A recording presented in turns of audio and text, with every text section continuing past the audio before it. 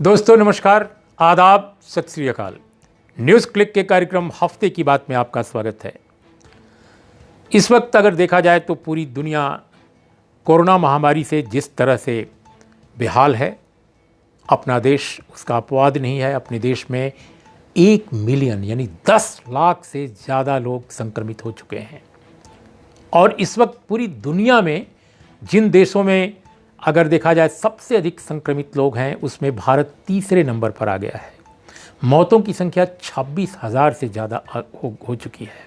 और दुनिया भर के जो वैज्ञानिक हैं, जो बड़े डॉक्टर्स हैं, उनका ये कहना है कि अपने देश में जिस तरह से टेस्टिंग कम हो रही है या अभी तक टेस्टिंग कम हुई है आबादी के हिसाब से, उसको देखते हुए ये जो आंकड़े हैं वो हो सकता है कि पूरी सच्चाई का बयान न करते हों। लेकिन हमारे देश की सरकारें, चाहे वो केंद्र हो या राज्य हो, हमारे देश के सियासतदान, चाहे वो जो भी पॉलिटिकल पार्टी हो, खासकर जो बड़ी पॉलिटिकल पार्टीज़ हैं, अगर उनका देखा जाए तो वो ज़्यादा जो जद्दोजहद है, ज़्यादा जो उनकी गुत्थम गुत्थी है, ज़्यादा जो उनका सारा वक्त गुजर रहा है, वो ऐसा लगता है कि सिर्फ़ और सिर्फ राजनीतिक मसलों पर, सिर्फ सियासत के बहुत सत्ता से जुड़े मसलों पर, पेचीदगियां जो हैं सत्ता की, कैसे सत्ता हड़पी जाए, कैसे सत्ता बचाई जाए, कैसे एक दूसरे को नीचा दिखाया जाए, कैसे सत्ता के खेल में सबसे आगे रहा जाए, इन्हीं चीज़ों में सबसे ज़्यादा वक्त गुजर रहा है। अब आज शनिवार है, लेकिन शनिवार के दिन भी, छुट्टी के दिन भी, भारतीय जनता पार्टी हमेशा की तरह पूरी तरह सक्रिय है। शनिवार को पार्टी ने आज एक प्रेस कॉन्फ्रेंस की और प्रेस कॉन्फ्रेंस करके कहा कि राजस्थान में जो वहाँ की सियासत में हो रहा है वो बहुत चिंता की बात है। और जो एक वायरल ऑडियो टेप है उस पर उन्होंने, भारतीय जनता पार्टी के प्रवक्ता ने ज़्यादा जोर देते हुए कहा कि वो एक बहुत ही ख़तरनाक बात हुई है, प्राइवेसी का उल्लंघन है एक तरह से। अगर ये सब कुछ जो हुआ है अगर वाकई हुआ है तो इस ऑडियो वायरल टेप को, ये जो वायरल ऑडियो टेप है, इस पूरे मामले की और जो कुछ वहाँ हो रहा है राजस्थान में, सारे प्रकरण की जांच सीबीआई से कराई जाए। ऑलरेडी जांच एसओजी कर रहा है। वहाँ का जो स्पेशल जो एक ग्रुप है पुलिस का, वो ग्रुप कर रहा है, लेकिन राजस्थान पुलिस का जो विशेष ग्रुप है वो जांच करे, इससे भारतीय जनता पार्टी को आपत्ति है। और उसका कहना है कि वो सीबीआई करे, जिसके बारे में इन दिनों सभी कहते हैं कि केंद्र में जिसकी सरकार होती है सीबीआई उसकी होती है।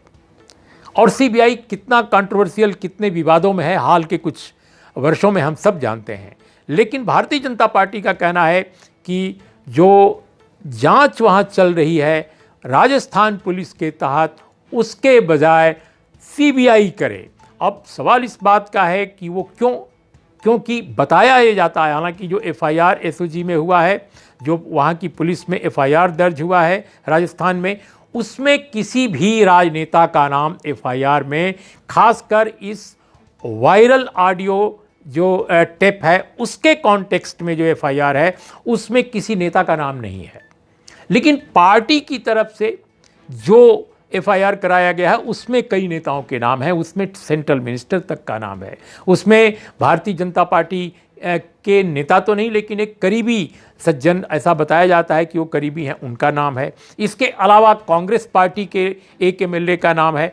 तो ये सारी चीज़ें हैं। उसमें एक व्यक्ति की मैं आपको बता दूं कि गिरफ्तारी भी हो चुकी है, जिनका नाम संजय जैन बताया जाता है। शुरू में लोगों ने कहा कि वो कोई भारतीय जनता पार्टी से जुड़े व्यक्ति हैं, लेकिन बाद में भारतीय जनता पार्टी के लोगों ने कहा कि ऐसी कोई बात नहीं है, वो किसी से जुड़े नहीं हैं, किसी भी नेता के नज़दीकी नहीं हैं।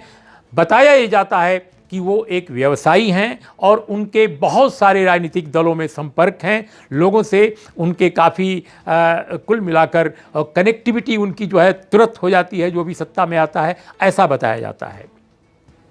तो ये जो मामला है, हम नहीं जानते कि संजय जैन का इसमें क्या कसूर है, लेकिन जो बात एफआईआर में है वो हम आपको कह रहे हैं और जो उनको हिरासत में लिया गया है वो हम आपके सामने रिपोर्ट कर रहे हैं। अब भारतीय जनता पार्टी की चिंता क्यों बढ़ गई है? भारतीय जनता पार्टी को लगता है कि जो जांच राजस्थान में चल रही है, कहीं वो उसके सारे के सारे जो प्लान हैं, सारी की सारी योजनाएं हैं, कहीं उस पर पानी न फेर दे। अब ये योजनाएं क्या हैं, इसको समझने से पहले मैं दोस्तों आपको ये बताना चाहूँगा कि जो कांग्रेस की तरफ से कहा जा रहा है कि ये रुपए पैसे का लेन देन का खेल चल रहा था और उसका जो एक तरह से टेपिंग हुई है, जिसके बारे में बीजेपी का कहना है कि ये प्राइवेसी का उल्लंघन है। बाप रे बाप, क्या गजब की पार्टी! जो पॉलिटिकल पार्टी स्वयं टेपिंग के मामले में, तमाम तरह की टेपिंग के मामले में जिसकी सत्ता सारी की सारी अगर देखा जाए हाल के वर्षों में, हाल के दिनों में इतनी टेपिंग हुई है कि जिसका कोई ठिकाना नहीं, लेकिन बीजेपी का कहना है कि उसने जो मांग की है राजस्थान के इस टेप के बारे में, उसका ये कहना है कि ये स्टैंडर्ड ऑपरेटिंग जो सिस्टम है उसका पालन इसमें हुआ है कि नहीं है, ये वो बताए। तो सरकार को ये बताना है कि भाई जो एसओपी है वो इसमें लागू हुआ है कि नहीं, जो स्टैंडर्ड्स तय किए गए हैं, जो मानक तय किए गए हैं, वो टिपिंग उसके हिसाब से हुई है कि नहीं है। अब बीजेपी कह सकती है कि वो यानी केंद्र की एजेंसियां, केंद्र की सरकार या कोई भी जो टिप करता है केंद्र के इशारे पर, वो सब कुछ मानकों के हिसाब से होता है, सब स्टैंडर्ड्स के हिसाब से होता है, लेकिन दूसरे सरकारें अगर टेप कराती हैं तो स्टैंडर्ड मेंटेन नहीं होता है। हम तो ये कहते हैं कि आप फ़ोन टेपिंग करते ही क्यों हो, चाहे आप करें चाहे वो करें, क्यों फ़ोन टेपिंग होनी चाहिए किसी की, क्यों वाकई किसी की प्राइवेसी का उल्लंघन होना चाहिए। लेकिन जो प्राइवेसी का उल्लंघन लाखों की संख्या में, हज़ारों की संख्या में कराए जा रहे हैं, वो किसी एक इशू पे अगर ये सवाल उठाते हैं तो नैतिकता क्या कहती है, क्या उनको ये नैतिक बल उनके पास है कि वो ये कहें कि फ़ोन टैपिंग क्यों वो करा रहे हैं, हमको कराने का सारा अधिकार है। दूसरी बात दोस्तों की एक बड़ी दिलचस्प बात बीजेपी ने आज अपनी प्रेस कॉन्फ्रेंस में कही है, और उन्होंने ये कही है कि कांग्रेस के विधायक जो जयपुर के होटल में या रिजॉर्ट में रुकाए गए हैं, वो जो एमएलएज हैं वो फिजिकल डिस्टेंसिंग या सोशल डिस्टेंसिंग मेंटेन नहीं कर रहे हैं। उनके जो फोटो आ रहे हैं, उनके जो विजुअल्स आ रहे हैं टेलीविज़न पे, उनमें देखा जा रहा है कि वो आपस में सट के बैठते हैं, बहुत चिपक कर बैठते हैं, खाना वो साथ खाते हैं, यानी बहुत नज़दीक नज़दीक बैठते हैं। कहने का मतलब, मैंने देसी भाषा का इस्तेमाल कर दिया कि बहुत नज़दीक नज़दीक बैठे उनको दिखाया गया है और वो खाना तक साथ खा रहे हैं।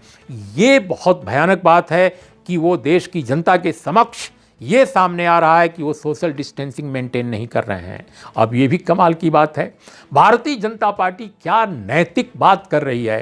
क्या इस देश में महामारी के दरमियान जो मानदंड तय किए गए हैं WHO की तरफ से, स्वयं हमारी सरकार के स्वास्थ्य मंत्रालय की तरफ से, उसके मेंटेनेंस के लिए, उसको मेंटेन करने के लिए क्या शिद्दत के साथ वो बात कर रही है कि कांग्रेस के लोग लागू नहीं कर रहे हैं। लेकिन भारतीय जनता पार्टी क्या भूल गई मध्य प्रदेश में क्या खेल था।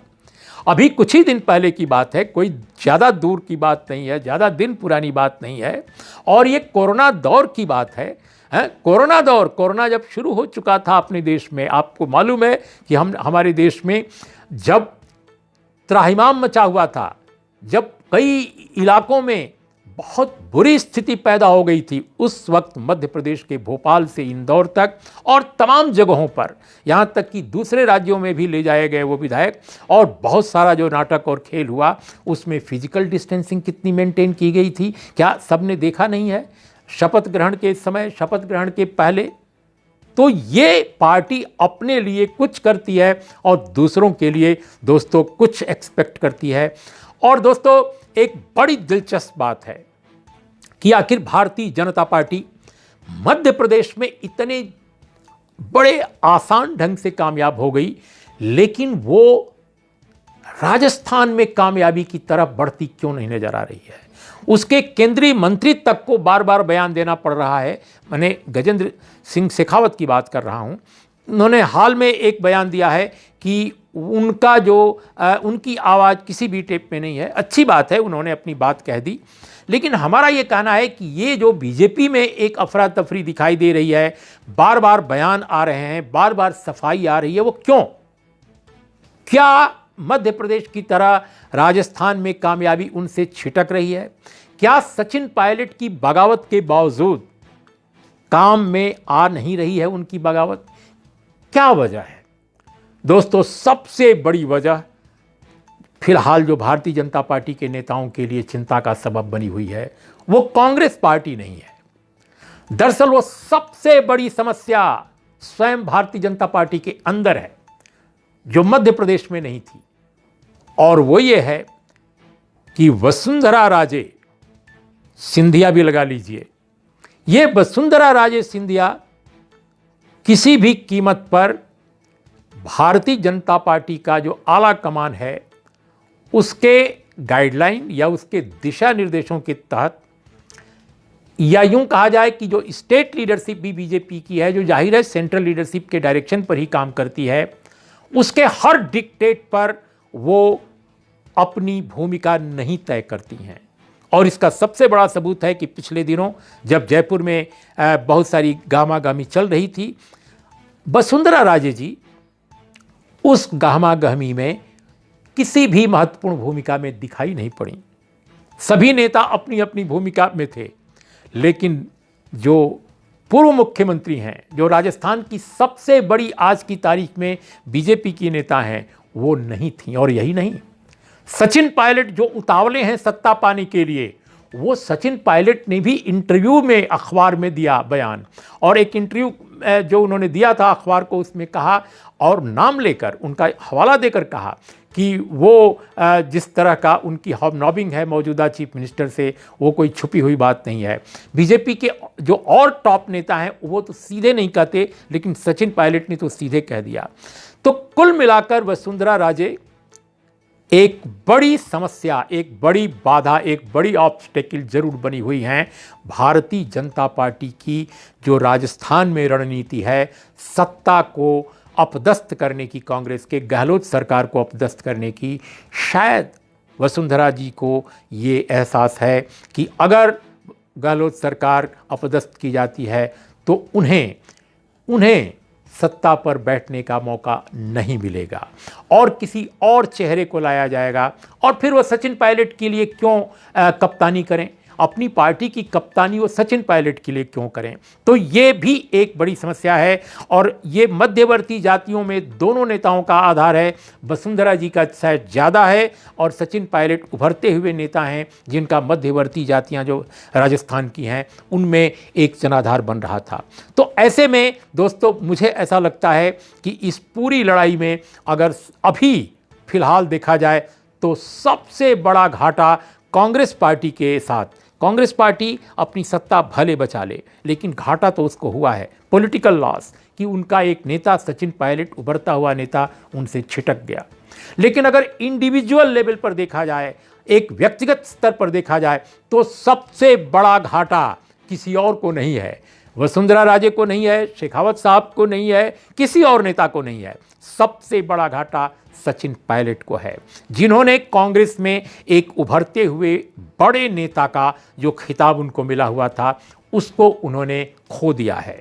दूसरी बात कि जिस तरह से लेन देन की बात सामने आई है, हम नहीं जानते कि कितना सच है, उसमें भले ही सचिन पायलट इन्वॉल्व ना हो, लेकिन ये लेन देन के जरिए, तोड़ फोड़ के जरिए तमाम तरह की जो हरकतें हो रही हैं इस समय, होटल में ले जाना, रिजॉर्ट में ले जाना, ये सब चीज़ें एक उभरते हुए ईमानदार छवि के नेता के लिए बहुत शोभा की वस्तु नहीं है। और तीसरी बात जो मुझे लगता है सचिन पायलट के विरुद्ध जो जा रही है इस पूरे प्रकरण में, कि उनकी अब तक एक सेकुलर डेमोक्रेटिक इमेज थी, वो क्षतिग्रस्त हो गई है।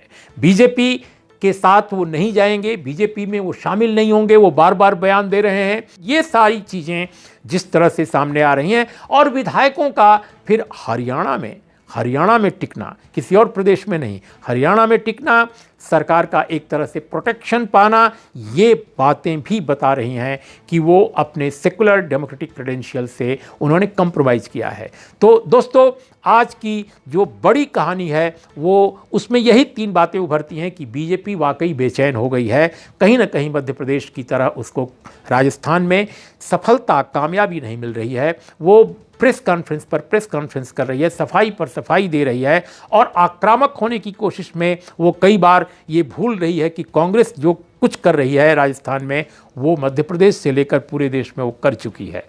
और दूसरी बात जो कहानी सामने आ रही है कि कैसे सचिन पायलट ने अपना ऑरा खोया है, अपना वजूद, अपनी शख्सियत को कमज़ोर किया है। और तीसरी बात बहुत महत्वपूर्ण और मैं समझता हूँ सबसे महत्वपूर्ण कि मध्य प्रदेश की तरह राजस्थान में अगर बीजेपी को कामयाबी नहीं मिल रही है तो उसमें वसुंधरा फैक्टर बहुत महत्वपूर्ण बन गया है। तो इन तीन फैक्टर्स को आपके सामने लाने के बाद मैं समझता हूं कि आज की चर्चा का मैं यहीं समापन करता हूं, आज की अपनी टिप्पणी का यहीं समापन करता हूं। नमस्कार, आदाब, सत श्री अकाल।